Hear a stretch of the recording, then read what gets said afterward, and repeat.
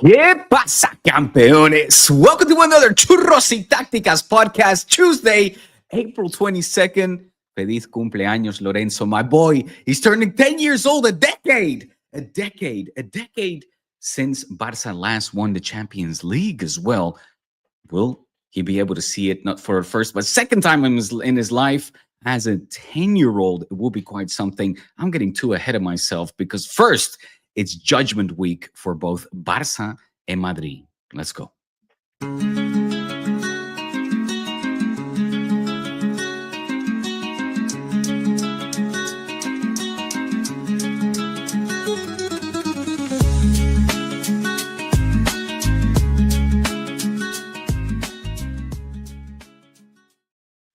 Welcome, everybody. Welcome to another show. Welcome to another Churros. This one coming to you live in the flesh for all of y'alls.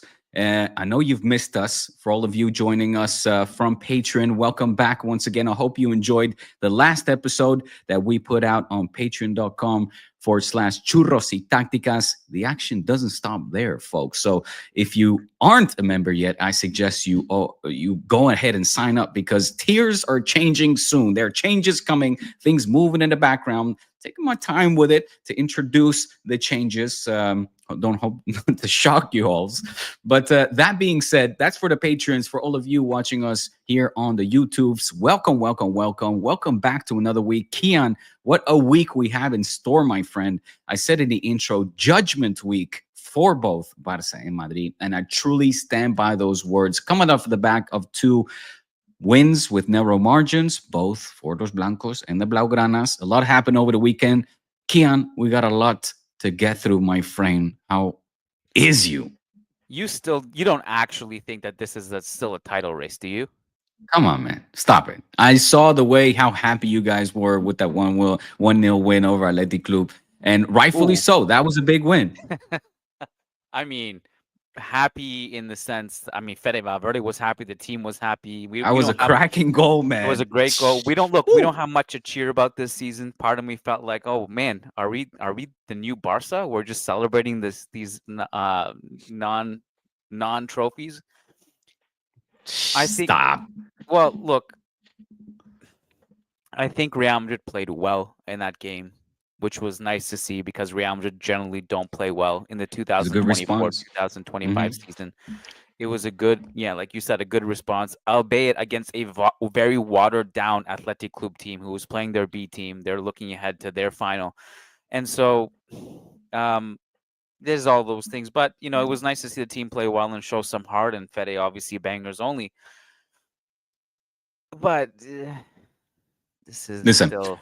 Stop. You need to get off of this depression wagon and start getting a little bit exciting, okay? It's the end of the season, bro. It's the end of the season. Emo. Okay? I like it. I'm kind of like, I've never really been in a depressive phase in my life, so I'm kind of leaning into this one. I'm leaning into it. It feels like 2009 really, all over again. You're soaking it up. Get out of this funk, for crying out loud. You have a culé like trying to beat sense into you. It's been dragging on too long now. I don't want to make any more videos, put out videos of depressive Kiyan Madridista perspectives. No, hey, it's I-Liga. You rightfully said I-Liga. There was a great reaction from Real Madrid, one that I didn't expect. When I saw the lineups of Athletic Club, it was a little bit like, okay, well, they're going to win. It turned out to be a hard-fought battle. Madrid rightfully won. I thought there were some performances that I want to get into as well that I think stood out. But the bigger picture, Kiyan, is that La Liga mathematically is still on. That's a fact. We have a build-up going on right now. We're starting it today, Kiyan, for a Clasico in the Copa. Now, regardless of whether you think you can win, your chances, your odds, and regardless of what you think of the Copa, it's still a trophy. Remember how the Super Copa felt when you lost that one. It was ugly. It was bad. It didn't make you feel good. Well, now here's a chance for also Ancelotti. Nothing official, nothing has been said, but you see now the rumors flying more and more, of course, of his replacement.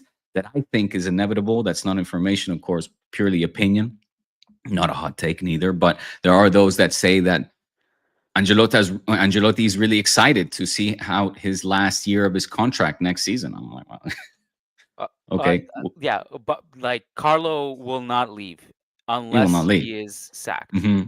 Right. Carlo, this is Carlo's dream gig, and I don't blame him.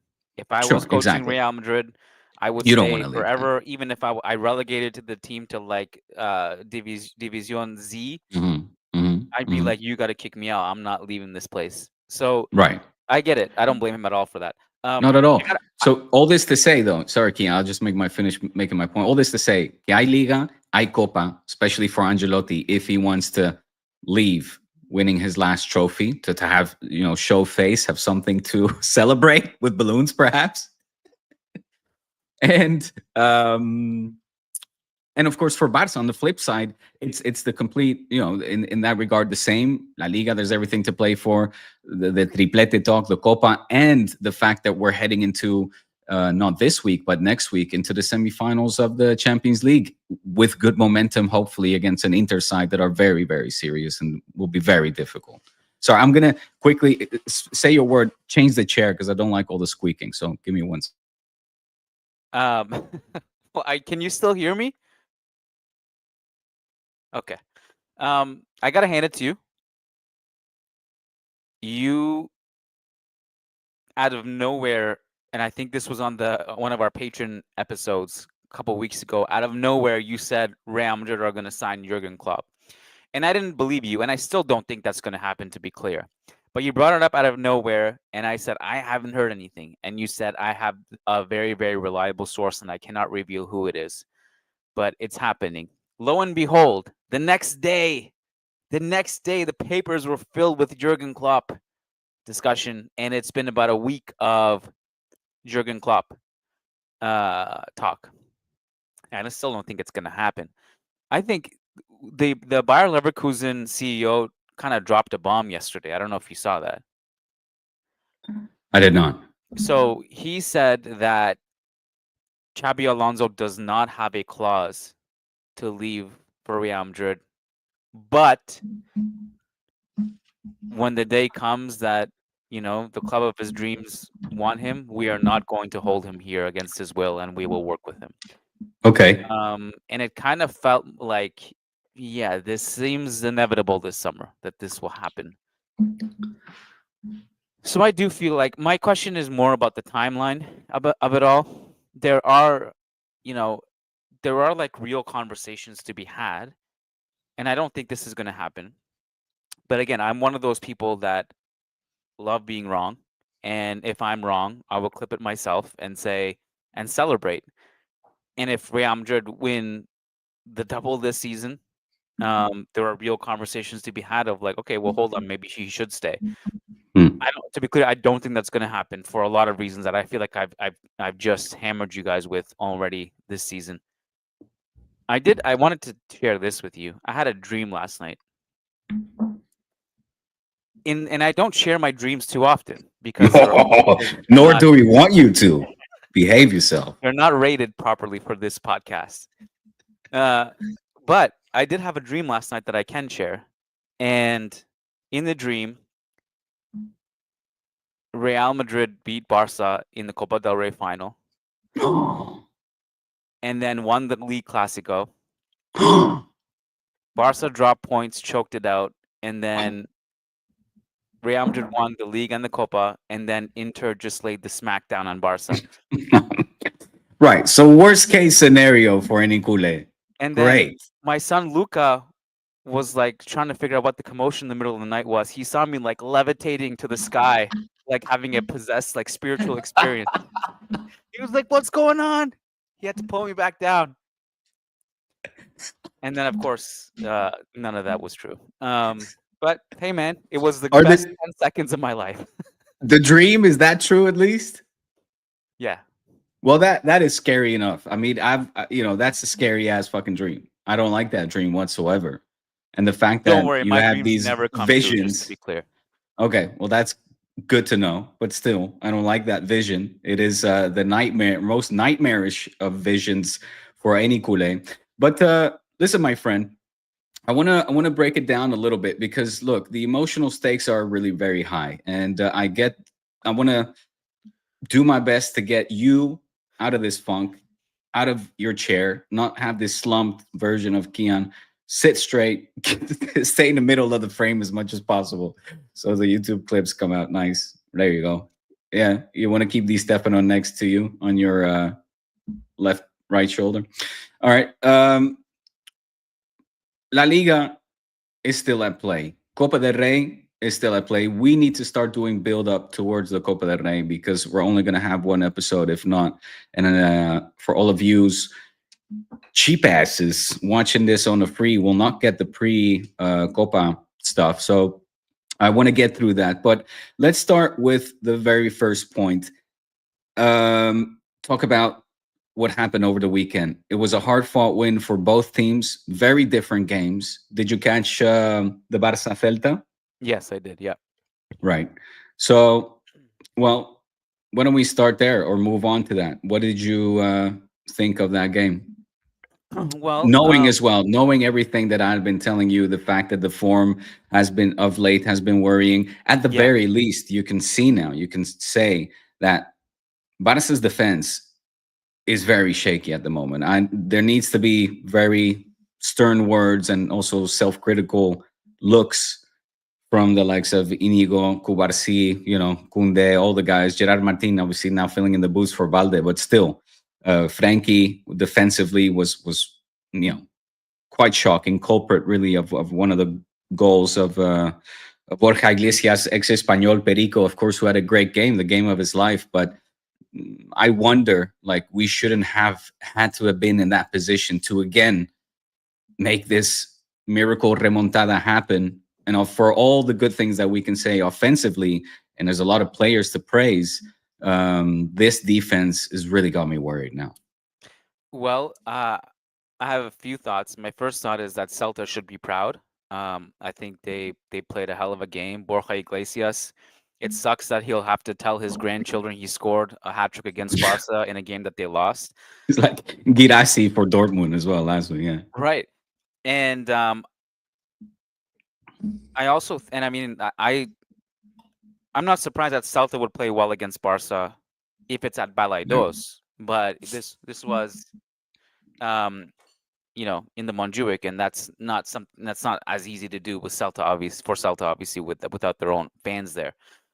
So when it was 3-1, I thought I didn't care about really what Borja Iglesias or Celta were doing. I was just thinking, I was like, yes, this now if Inter can capitalize on this, because Inter is gonna, you upgrade all these players, and that's what Inter is. Inter are a better version of all these teams who can't really exploit Barca, because Inter are just surgical, defensively well drilled, and good on the counterattack, and very competent team. So I just thought more about Inter, okay, this is Inter can really, really take advantage of this, and maybe in a way that other teams can't.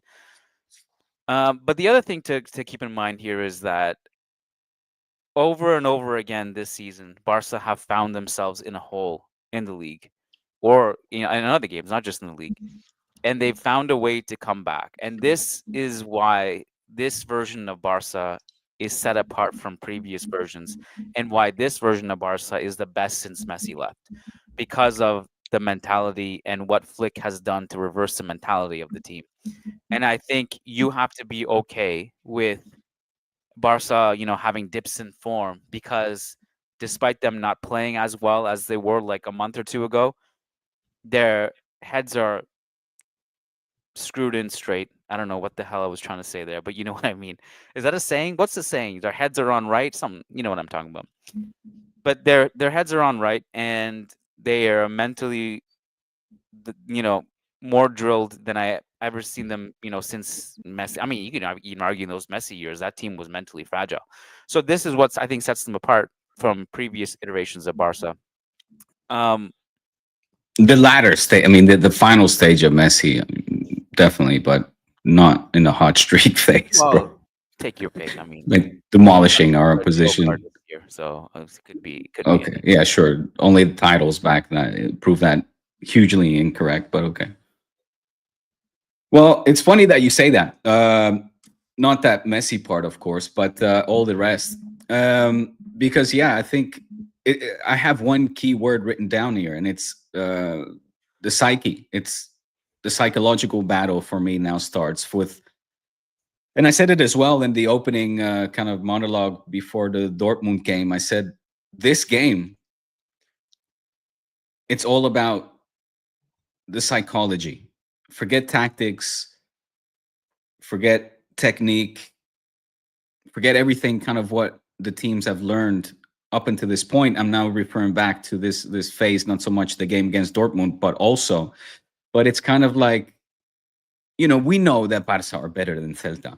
I think it's more up here now. It's kind of like everybody's tired, not just Barca, but all teams are tired. It's the final phase of the season. How mentally tough are you to continue to push forward, to be concentrated, to not slip up, to not have little silly mistakes cost you goals that then force you to mount a comeback? And if you do find yourself in that situation, how mentally strong are you to actually make that comeback happen? And in that regard, I mean, for me, one player personifies that best, and I'm happy that he's back because we missed him in Barca's case, and that's Rafinha. I think if it weren't for Rafinha in this game, maybe we would have drawn, but I don't think we would have won. And I'm not only saying that because he stepped up to take the penalty, deep into injury time, but I say that because of his attitude. And in the same breath, in the same sentence, in the same line, I have to talk about Lamine Yamal, who again stepped up huge, who was brilliant. I have to talk about Dani Olmo, who is, and I had to double check, but I thought it would be a goal per game, but it's actually 0.8 goals per game for all the games that he has started in. And even though he actually didn't start this game, did he? No, he did. Are you talking about Olmo? Yeah, Dani Olmo, yeah. I'll double check that real quick. But the importance of Dani Olmo for this Barca side, I think, cannot be understated. Obviously, Pedri. But all this to say, mentally, I like where some of these players are at, but I worry in the same line, where other players are at, because defensively, for all the praise that we have been rightfully, throwing Inigo Martinez way right now, and Cubarsí as well, it's looking kind of shaky. It's looking kind of shaky, man. Dortmund put 3 past us. We didn't look. We looked a shell of ourselves. Celta, same, más de lo mismo, more of the same. Massive defensive mistakes. Borja Iglesias was having the time of his life on 1v1 situations with Szczesny. That offensive line at this point, there was a little clip. There was a clip going around of, again, this is Gerard Martin, who I can't really fault for anything, but trying to be disciplined and trying to stay in that defensive high line, making sure that he was in sync with the players. And it looked, I don't expect them to all be in sync. Like, what do you call a group of birds? A school of birds? No, it's a school of fish, isn't it? Flock of birds. Thank you. But at this point in the season, if you're not in sync, if you're not in line, like this team was at the beginning of the season and basically the whole of 2025 up until this last international break, it can cost us trophies now, and it can cost the team dearly. And that, quite frankly, I sound like a broken record. It's got me worried, especially knowing the sides that we are facing next. Mallorca tonight for starters. There's a Mallorca game tonight, and Mallorca that is very good. No. This is a Mallorca game that is playing for Europe. They are one spot away from cracking in finishing, there's still, 6 match days left, but they're 7th. 6th would crack them into a place in the European competition. That should not be taken lightly by Mallorca, neither, of course, by Barca. After that, it's the Copa against a Real Madrid side who, well, we know how dangerous they are. Individually, brilliant players that can exploit the highline, for sure. And then after that, it's freaking Inter. No introduction needed. 3 goals conceded and an amazing counter-attacking team led by Lautaro and Thuram. So, yeah, man. Yeah, I mean, I think this has always been like, if the blueprint to beat Barca is something that Inter have, and I think a lot of teams don't have that. Like Real Madrid had it in theory, but they only in theory and not in action, because in action the defense couldn't stay compact and the transition was way worse than we had predicted it to be with Vinny and Mbappe and I Jude. gotta take this. Take it. What is it? A phone call? No, it's my son's birthday. It's a package. Oh, okay. Okay. So I think it'd be really interesting to see that Inter game, and I think they have the blueprint to do it, because the one thing about Barca, and this is one of the criticism that I've had of them in the European stage for many, many, many, many years, is that there is, you know exactly what they're going to do. You know exactly how they're going to approach the game. You know that the offside trap is not going to go anywhere. You know they're not going to roll up with, a shock curveball the way they play. You know that they're going to try to hold the high line in the offside trap. They're going to try to put out fires. They're going to rely on excellent timing of the back line. And, if fatigue kicks in and maybe like 1 or 2 timed runs, Inter time their runs and Barca mistime their offside trap, Inter are surgical enough that even if they get a couple of those, they can break free and they can score and capitalize. And of course, they have the defensive side of things, something that like teams that Real Madrid don't have, for example, and Atletico in theory have, but they're not as surgical in transition, against this Barca counter press. And even still, they gave Barca a ton of problems in the league and the cup. So I think Inter are interesting because they have the two-way balance that is necessary that teams like Real Madrid don't have, for example.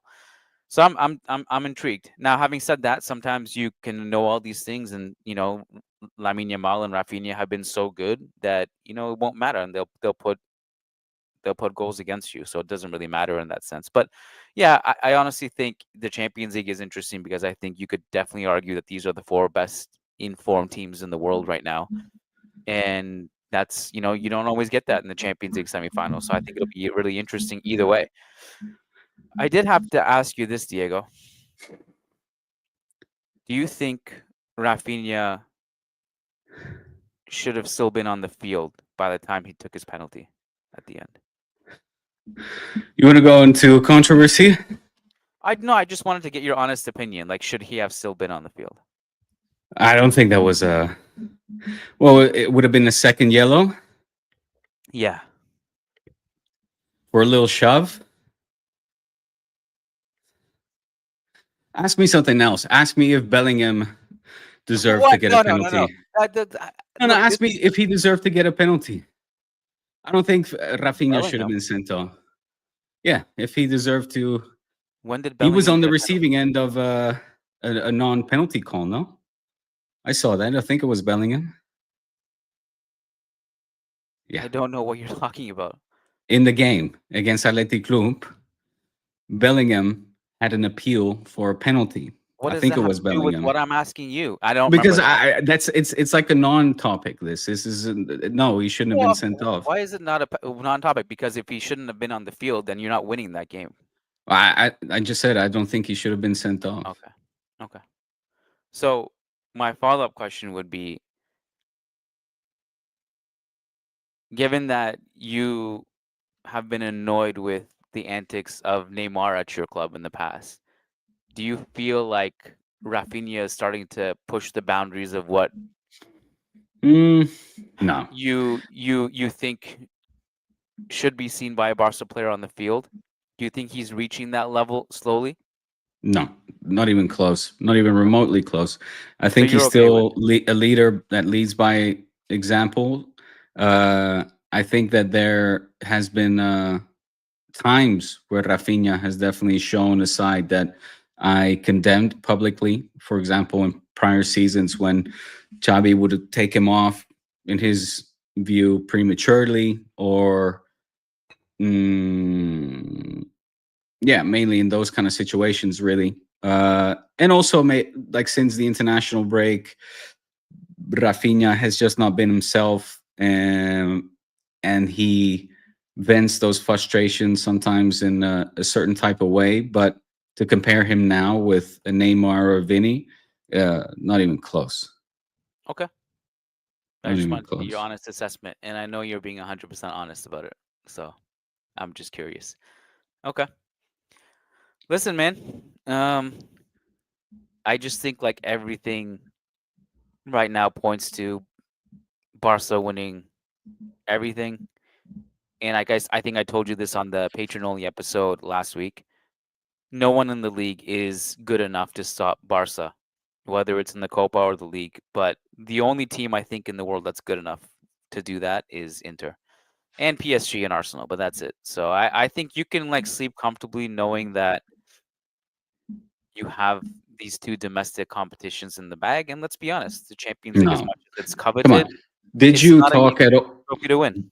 Did you talk at all about the build up towards the Copa? I want to talk a little bit more about this because you are either unaware or willingly ignoring, or just straight not trying to jinx or jinx. I don't know, Kiyan mental mind games going on here. But the fact of the matter is that right now, Barca's defense is looking very shaky. I've made that point.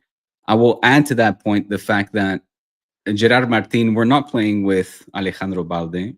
Gerard Martin is an area, the left back position is an area that Madrid can exploit.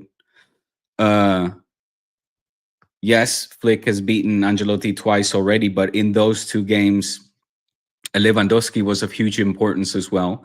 Our top goal scorer, Europe's top goal scorer, will be out for at least the Copa final. They say 3 weeks, up to 3 weeks. So maybe he'll be there for the return leg, or the away leg rather, against Inter. He'll definitely miss the first leg. He'll definitely miss the Copa final. So for me, this Copa final is going to be about Rafinha, Lamine Yamal, and Pedri versus the entire Real Madrid left flank, like that whole left side business that you guys have got going on there. It's up for grabs for me, really. It's not. I can't help but laugh.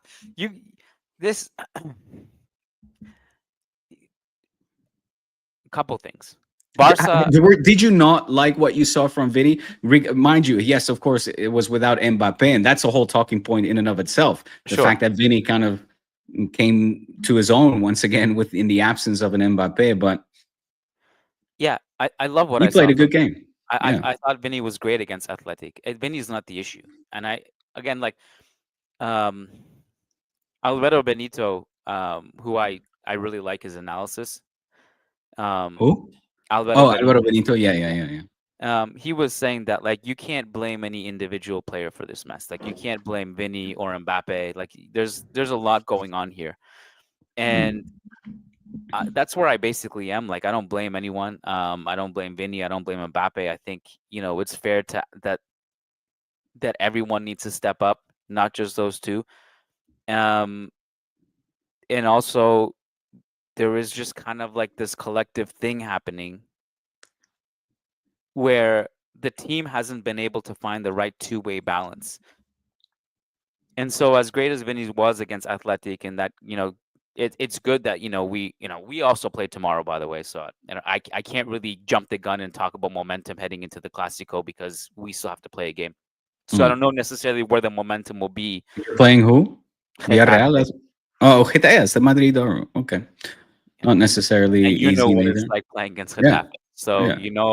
they know how to get into our heads too and drive us nuts. It's a derby. Yeah, and it's a low block. It's borderless ball. It's awful. Yeah. Borderless ball. It's awful. So where was I going with this? So you mentioned, well, Barca are not defending as well, but you have to rely on two things. You have to rely on Real Madrid being able to capitalize on that in transition, and you also have to rely on Real Madrid to shut out Lamine Yamal and Rafinha. And I know Lewandowski's injured, but Ferran is in good form.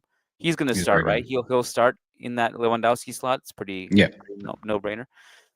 So again, I don't mean to sit here and just be like, and just like you put out like really thoughtful analysis, and I just kind of shut it down with a laugh and said there's no chance. But that's genuinely how I feel right now. And so unless that changes, then it changes. And also there's question marks that have to be asked, and they're not easy questions. And you alluded to it, like, this game was without Mbappe. And I think that is, and I think people have skewed it because Real Madrid won that game and they played well, that it's Mbappe's fault now, which is not the case. And I think the bigger discussion is like anytime Real Madrid field all three of Vinicius, Rodrigo, and Mbappe together, it's been poor defensively, and there's a lack of synergy between them. And then you also take out the midfielder that can help link up with these guys and feed these guys. And Ancelotti has seen Rodrigo as just as indispensable as Vinny and Mbappe this year. And I think the insistence on playing all three of them every game has hurt us. And I think we have enough sample size now to see that. So if you're going to kind of emulate what you saw in terms of the lineup against Athletic, and Mbappe is going to start that game, you have to put Mbappe and Vinny up top, and I think you have to drop Rodrigo. And obviously, like, should we put Camavinga back at left back? That's another big question, because he played there against Athletic yesterday, and he was phenomenal. And he played against Barca twice this year. One of them in the first game at the Bernabeu, the 4-0. He actually was our only good player in the first half. And then he came off in the second half, and the team just fell apart. Obviously, in the Super Cup in Saudi, he was horrendous. And so you have to wonder what version of Camavinga you're going to get. We have a Clasico in the Montjuic where Camavinga played left back and actually shut down Rafinha. Mind you, Rafinha's improved way, a lot since then. Obviously, he's a better player now, and Camavinga has regressed a little bit this year. So you need a great version of Camavinga, and I think you should roll the dice and put him at left back again, because I just don't trust Fran Garcia at this point. I really don't. And that Saudi Super Cup, don't forget Lucas Vazquez, because that's not if I had to like craft like one player, like if someone told me like, hey, we're facing Rafinha, I want you to go into FIFA create a player mode and create the guy who is for sure not going to stop Rafinha, I would just create Lucas Vazquez with all due respect. So if he's going to play right back, we're in trouble. You cannot make those mistakes. So this is also big. These are all questions that Carlo will have to answer, and we'll have to see how much he's learned from those two previous Clásicos. So you gotta understand where the skepticism comes from, based on what you've seen of Real Madrid and Barcelona this season. I get it. I mean, obviously, again, it's true that Ancelotti has so far been beaten, excuse me, by Hansi Flick and convincingly. But it also makes you wonder, what lessons will he have drawn from that? What will he have learned? Surely something, all this rhetoric, all these people, I see them online, and I get the disappointment and I get the rage, the typical fanatismo, right? Like fanaticism towards the manager for not reacting. And it's, Ancelotti out and this, that. I've been through it myself. And I think for good reason for the coaches that I wanted out in the past as well. But after 2 games, he will have learned something. And on top of that, again, I will say that it's a final. It's against a very talented side. And anything can happen in the final. It's just too unpredictable for me. I understand as well the psyche, the psychology of walking into this final as a Madridista. You setting yourself up for disappointment, because then the hurt will be less, right? You hope at least like that it won't hurt as much. Whereas like a win, you're like, oh well, then I'll take that. Like holy shit, it'll be a surprise. Yeah, but you can't fake it. Like I'm not faking this, So I Mm, can't help what I feel. It's not like an intentional. I'm going to just expect nothing. I genuinely just I'm extremely skeptical based on what we've seen. Obviously, like the other thing is, it doesn't matter how I feel. It doesn't matter how Madridistas feel. It matters what the players are feeling. It mm, matters what the players' confidence level is, and it matters what tactical adjustments they've made.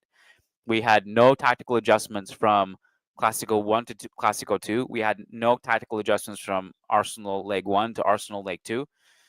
We just basically had to react to what the opponent was doing to us. Against mm. Arsenal, like we had no solution. So throw in Rudiger as a center forward and give the ball to Lucas Vasquez and start crossing. Um, Against Barca in the second Clasico, we completely regressed in that game from the first Clasico. Yeah, I thought we were going to build on that because, there was all this talk about Real Madrid are better than they were in October and Barcelona are not as good. And then that happened. So there's also yeah, like another thing, I you can feel it. I think that there is also just an urgency that Barca come out with against yeah. Real Madrid that Real Madrid don't match. I feel Oh, like okay. almost ever. Mm, mm. And Well, yeah, yeah, I see that. I mean, and I would say that you see that also in games where we're losing, like over the weekend, or against. We didn't really see it against Dortmund. That was quite shocking to see that, because so far, every time that this team has been pushed up against the ropes, it's the mental resilience, if you will, that this team has shown, right?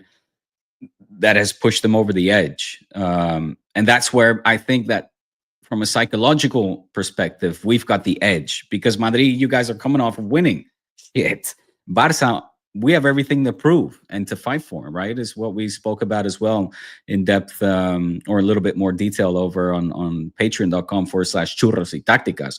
Go subscribe if you haven't already, motherfucker. What the fuck you waiting for? But like and that's good. Like I take comfort in that, right? I take a lot of comfort in knowing that Rafinha is playing his heart out, that Lamine Yamal shows a rare amount of maturity at the age of 17, that where in these kind of moments he's like, he wants the ball, right? He doesn't shy away from the occasion, knowing that Pedri, if you put him on, he guarantees to take control over the ball and dictate the tempo. Dani Olmo, who pretty much scores a goal every time he comes on, and just has an impact, is an important player for this team, offensively speaking. So even if we were to go down 1-0, 2-0 in the final, I was going to say hypothetical final, in the final. No, it is not hypothetical, but in that hypothetical situation, at least I will know that this team is not going to give up without a fight. yeah. I mean, that's for sure. Like, there's no question that there is no lead that's safe against Barca. Not this year. Mm. So you can go up 2-0. You can even go up 3-0, and you really, really have Look to. at Atletico, for crying out loud. Exactly. Yeah. Yeah, and also like now, mind you, remember how Real Madrid do approach a lot of these games and a lot of these Clásicos.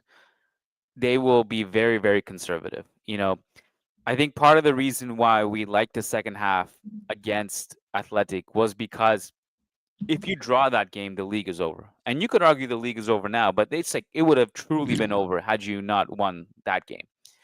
So there was a sense that like if you don't score here in the second half and it ends 0-0, you're done. It's not, you're not coming back from this. So because of that, we just piled it on and piled it on and piled it on. And at one point you had like 5 attackers on the field. Fede is basically playing as like a 6th attacker. And he had that shot before his goal as well. That was wicked. I mean, that oh man, was. there's Fede shots just, and that's the other thing. Like I've been crying out for Fede to get involved in the offense more all season, and he's just been doing too much defensively for that to even be entertained. So it was nice to see Fede get up the field, because anytime he does, he's hard to stop in that situation. But part of the reason why we did enjoy that second half was because we had no choice but to like pile it on. And lucky for us, Athletic provided zero threat on the counterattack. And obviously, Yeah. if you're in that situation against Barcelona, all of a sudden, these athletic B team players, although, to be fair, they did bring on Iñaki and Sanset in the second half. All of a sudden, those players turn into Lamine Yamal and Rafinha, right? So that's going to be much harder to defend. Mm-hmm. The other thing is Real Madrid, if they go up a goal or two in the Clasico, they do tend to become extra conservative. And so I don't know, man. There's part of me that I can tell you for sure, actually, that between Thursday and Saturday, so the Wednesday, 10 o'clock kickoff, man. It's ridiculous. My kids are like dying to watch the game. Well, that's sorry. life, anyway, man. Go that's on. Life. Tell your kids to suck it up and no, they will stay there. They will have a brewski. And of course, and for me, no problem. Anyway, the point you were gonna make. Yeah. So please don't give your kids brewski. Brewski's for Papa. Don't worry. From Thursday to Saturday, as we get closer to Saturday, I'm gonna tell you my journey from Thursday to Saturday. And I bet you every Real Madrid fan listening to this is gonna be like, that's me. It's gonna be the Leo DiCaprio like point at the TV. That's me. Thursday morning, I'm gonna be like, you know what? Maybe we can do it. Friday, it's gonna be like, yeah, you know what? I'm feeling good about it. I think, look how Barca are shaky with this high line. I think Mbappe and Vinny are gonna raise their game. They're gonna take advantage. They're gonna press Frankie De Jong, who looks a little bit vulnerable. We're gonna take advantage of that high line. Mbappe is gonna score 1 or 2 goals. He's gonna time his runs. And then Saturday, you're gonna be like, yes, this is the day. This is what Real Madrid do: play shit all season, and just when Barca think they have their number, out of nowhere we come out and we win the Copa. We rattle their confidence. They buckle in the league, in the Champions League, and then that game's gonna start, and Barca are just going to start pressing. And you'll score the first goal. Mbappe will score. Yeah, And then Barca will start pressing, and we start giving the ball away. Rudiger's like struggling with his progressive passing. Vasquez is getting pressed, and then Camavinga picks up a yellow card, and it's just like, oh yeah, shit! I just remembered. This is why I didn't believe we were going to win this game. And then, but the thing is, if we do believe that we're going to win that Copa final, it's the same reason we believed or didn't believe, in my case, but it was the same reason a lot of Madridistas believed that they could come back against Arsenal. It was based on past and aura, and not based on what we've seen. So I feel the exact same way, basically. Now, the one minor difference is that we don't have to make a comeback against you guys in the final as of now. It's one leg. Now, mind you, if you're down 2-3-0 at halftime, that's a different story. But yes, we shall see, my friend. We shall see. Oh my God, it's almost 7. How did that happen? It's almost 7. I know you had to bounce 5 minutes before, so we gotta be slowly but surely signing off, I suppose. My mission on this podcast was to see if I could get you up from off your seat and elevate it a little bit. It looked like in the end you were kind of bringing yourself up, but you've actually slumped now deeper. I can flip my chair up a little bit. I think what I want to say, and these can be the closing remarks, or if you have more time, we can keep going. Maybe I will keep going a little bit longer on Sure. the old trusty D spot, but there's a lot at stake. No, my son is coming. It's birthday time. Sorry. They're at the door. There's a lot at stake, and there's a lot at stake for both teams. And you're looking at, a doblete in the making that is our nearest, say, possible goal that we can reach. And I say we, I mean that for both teams. I mean that for your beloved Blancos and my dearly beloved Blaugranas, because it's Copa on Saturday, and then in 2 weeks' time it is Clasico, which could or could not be a league decider.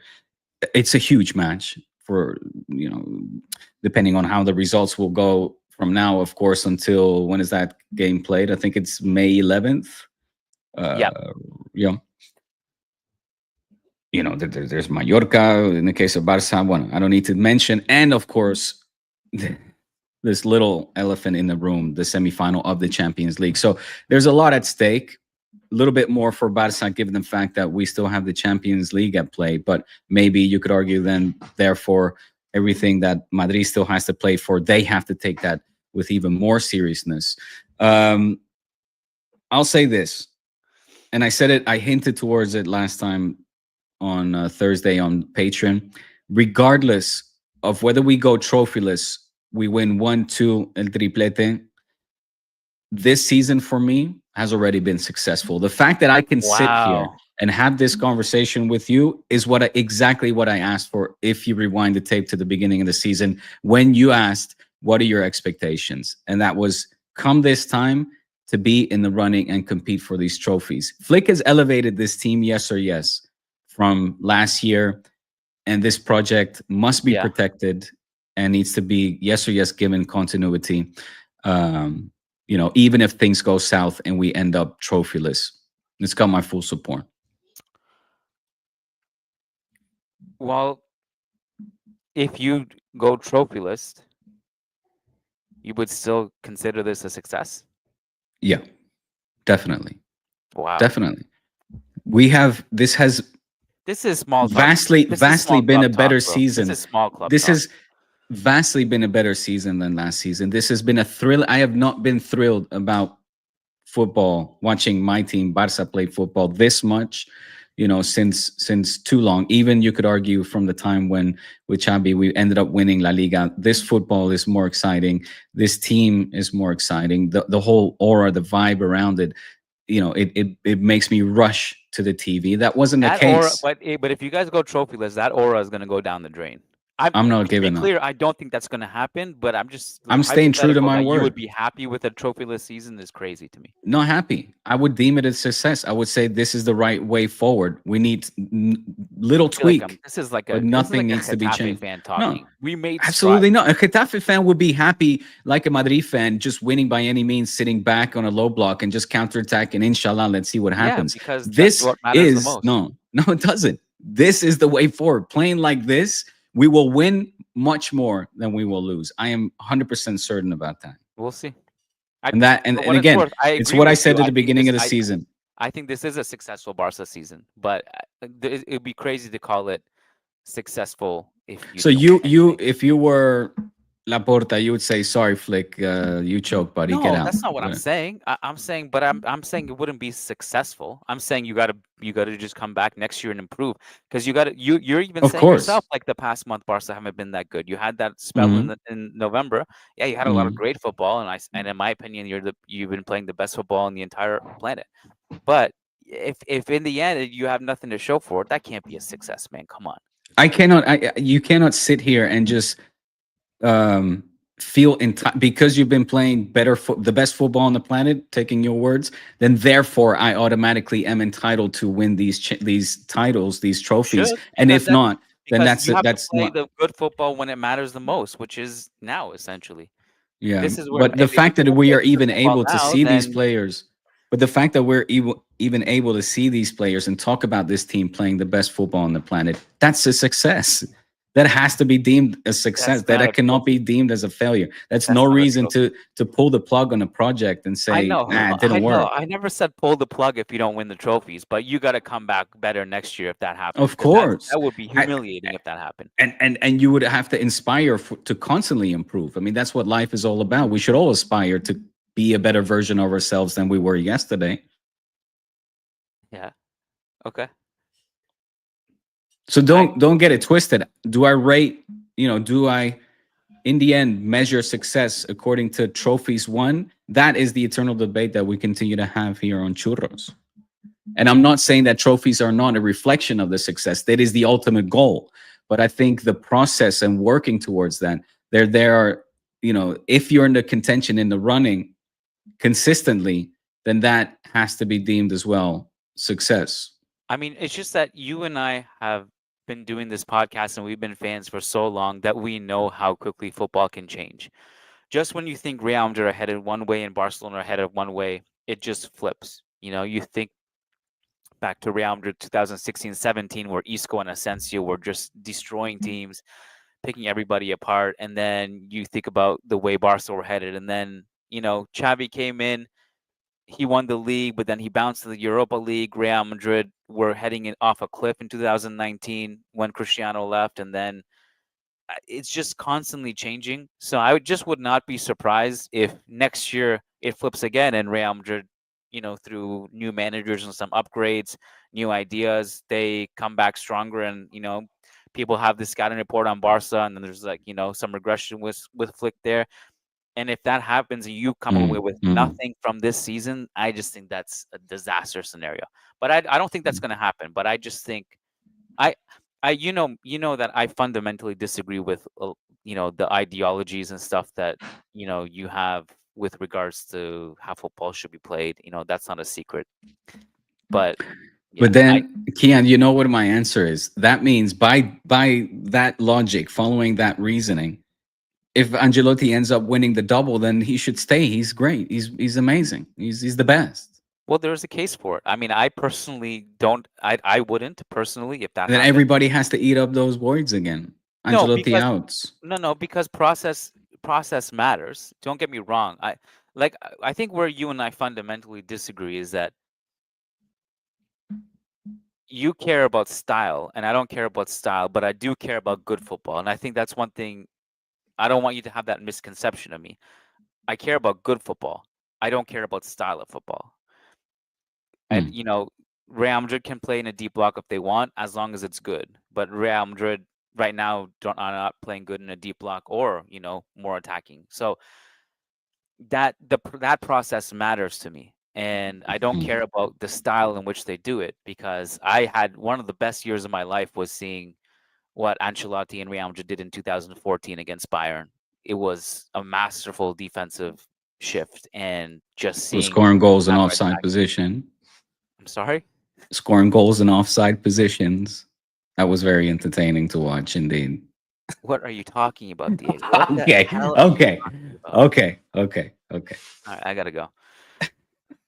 I was supposed to go like seven Yes, minutes. I know you had to bounce. Listen, everybody here, you see that link in the bottom of your screens? Scrolling. It says patreon.com/Churros y Tácticas.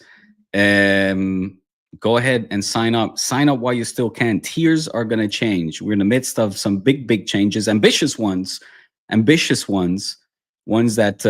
the patrons will enjoy, because we're going to get real up close and personal with y'all's. Oh, yes. OnlyFans? Just maybe. But yeah, go ahead and sign up to that, because that's really where we fry these churros, these puppies. Yeah. I'd also say if you guys are on the fence about joining, join now because you'll get grandfathered in before Diego releases the new tiers that are a little bit more at a higher price point. But if you're in, you're in. You don't need to pay more. You'll be upgraded. So go to patreon.com/Churros y Tácticas. One super chat at the buzzer. Taku says, Diego, I'm a cooler, and I disagree. I don't know what necessarily disagreeing about. It could be about football ideologies or the Rafinha red card. Or Rafinha's antics. I'm not entirely sure, but it could be any of those three things. But yeah. Well, Taku, sign up to patreon.com and let your voice be heard. We get more, like I said, intimate and personal, have conversations with our listeners. So express the point you were trying to make. Thank you for your donation. Much appreciated. And we'll catch y'all's on Thursday. Peace out. Peace.